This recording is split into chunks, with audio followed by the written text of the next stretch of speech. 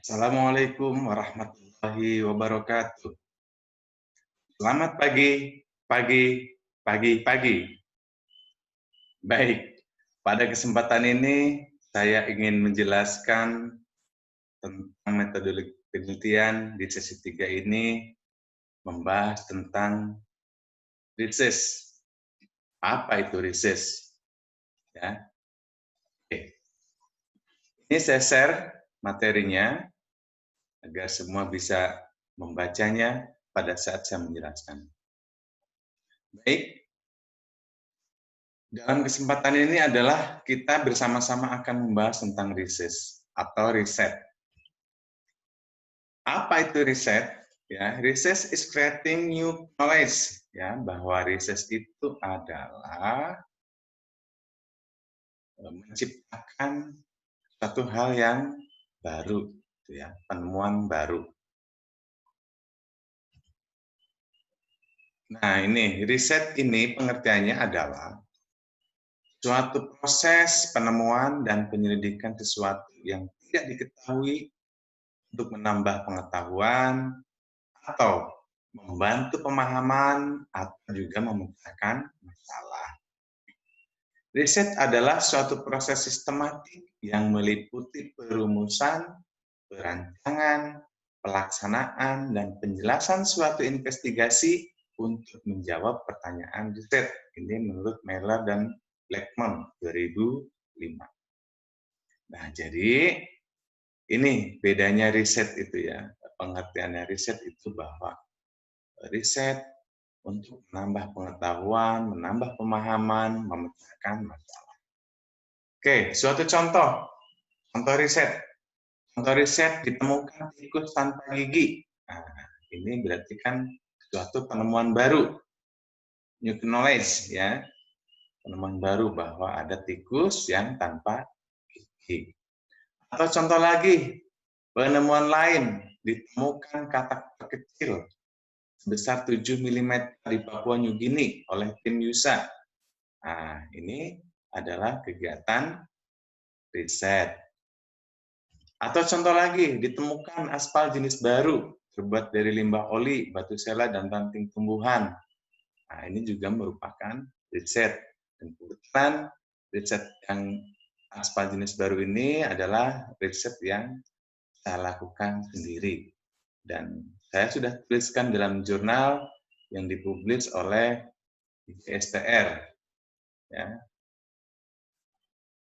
Nah, contohnya ini, riset itu kita menemukan hal baru, atau pengetahuan baru, contoh di sini pada riset aspal, oli bekas, dicampur dengan batu sela, ranting tumbuhannya diolah menjadi formula as, gitu ya, menjadi abu, dan sebagai formula, dan didesain sedemikian rupa menjadilah sebuah aspal. Itu artinya menambah knowledge. Ya.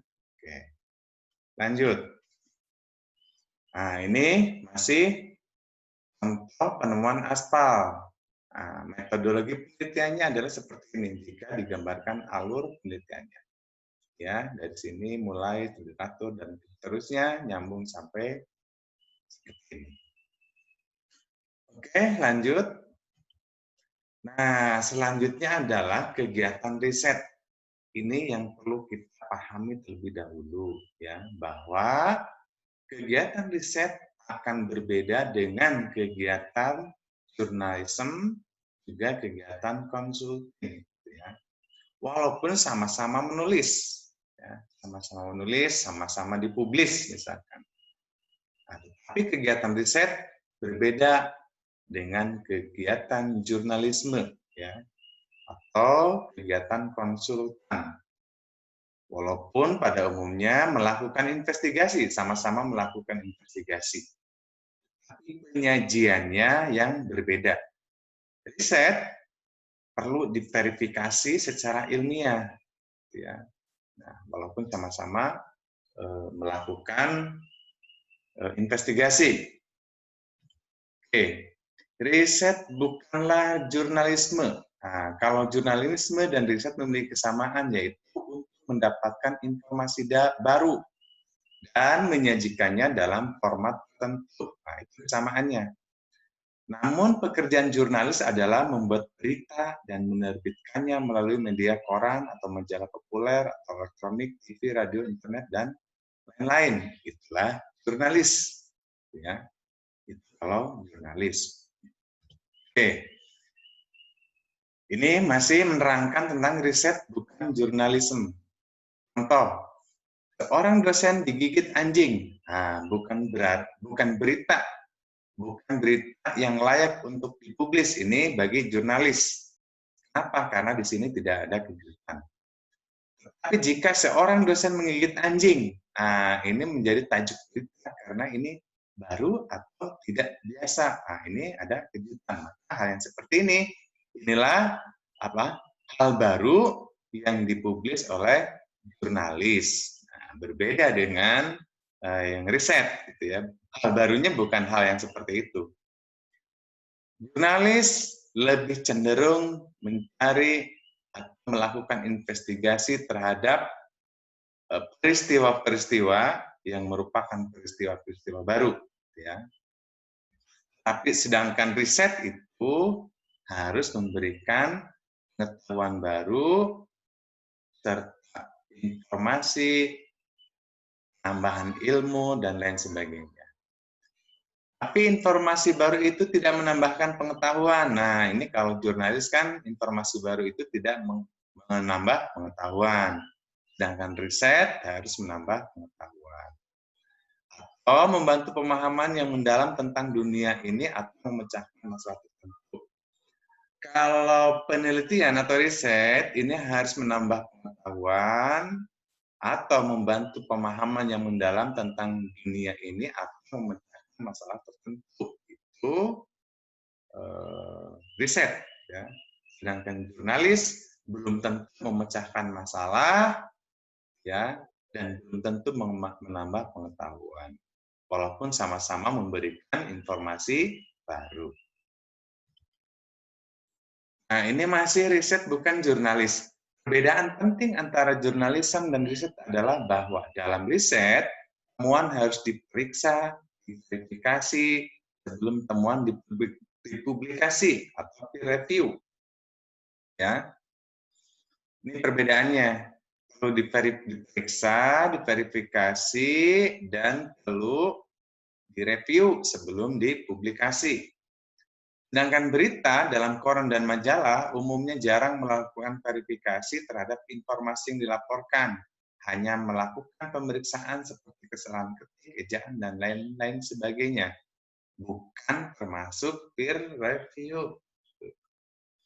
Artinya, informasi yang disajikan atau dilaporkan oleh jurnalis tidak selalu dapat diandalkan.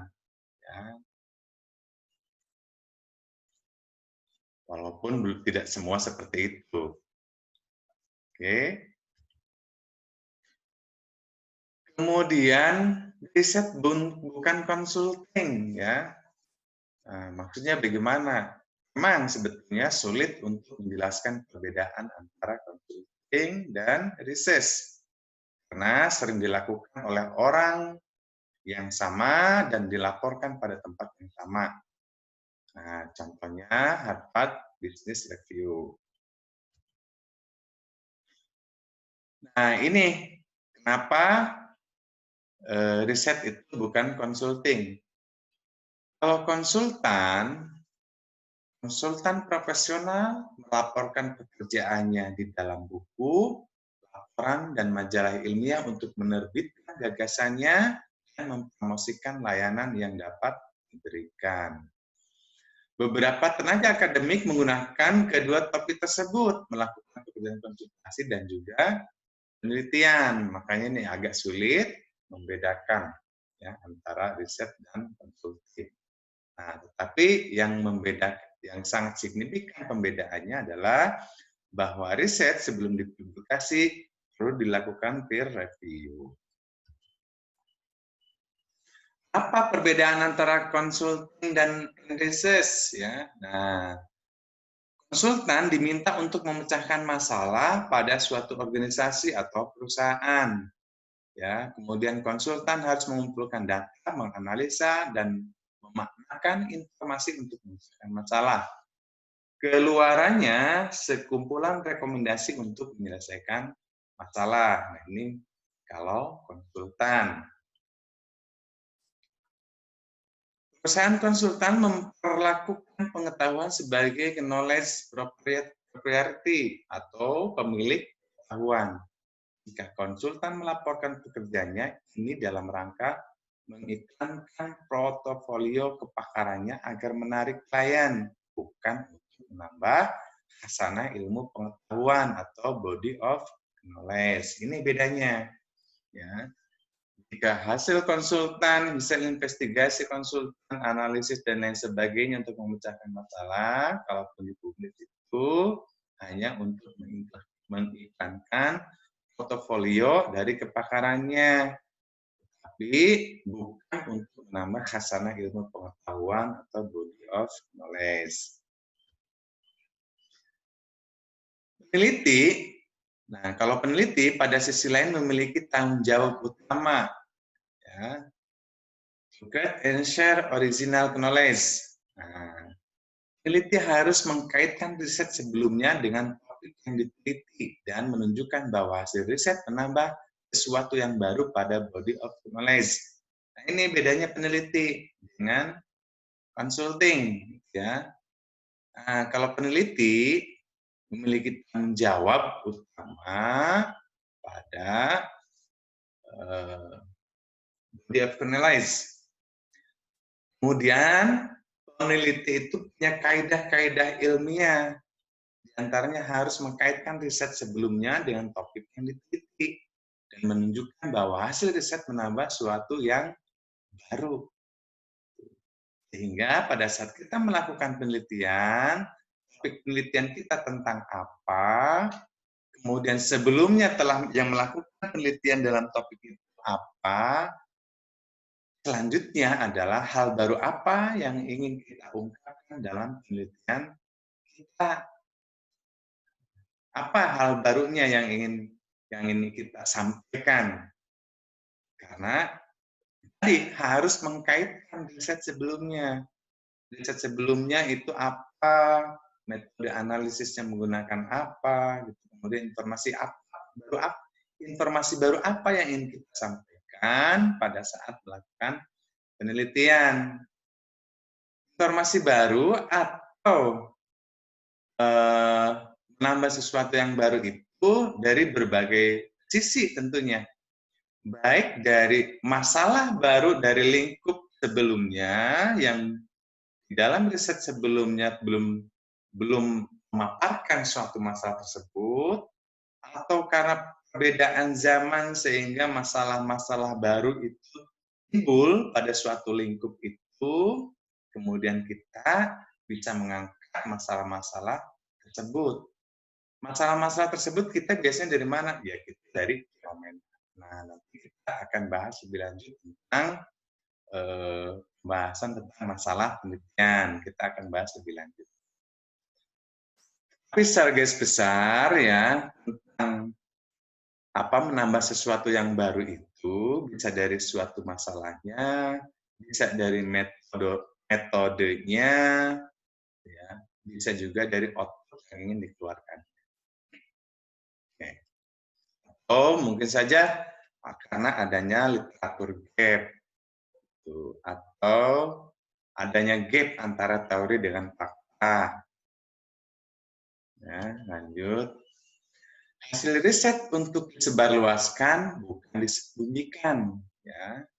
Nah, hasil riset dipublikasikan di jurnal nasional terakreditasi maupun tidak terakreditasi, seminar nasional atau internasional, jurnal internasional, atau media lainnya, broadcaster, dan dilakukan review oleh pakar. Nah, itu bedanya hasil riset dengan hasil konsulting. Ini selain harus dipublis dalam jurnal nasional maupun internasional, baik seminar atau konferen, ya, baik fair nasional atau internasional, baik dalam book chapter atau buku berjilid, ya, yang kemudian sebelum dipublish itu dilakukan review oleh para pakar di bidangnya. Itu bedanya. Kemudian originalitas dalam riset. Tidak perlu bahwa setiap penelitian menghasilkan a great discovery or grand theory.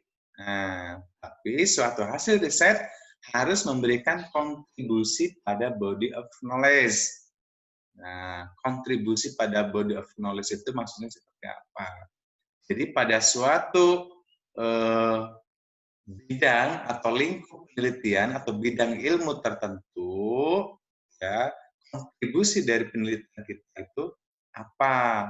Nah, jadi minimal atau bukan minimal, dalam penelitian itu harus mempunyai kontribusi baru dari body of knowledge-nya. Kontribusinya apa yang akan kita lakukan, penelitian ini berkontribusi apa terhadap body of knowledge. Itu originalitas dalam riset.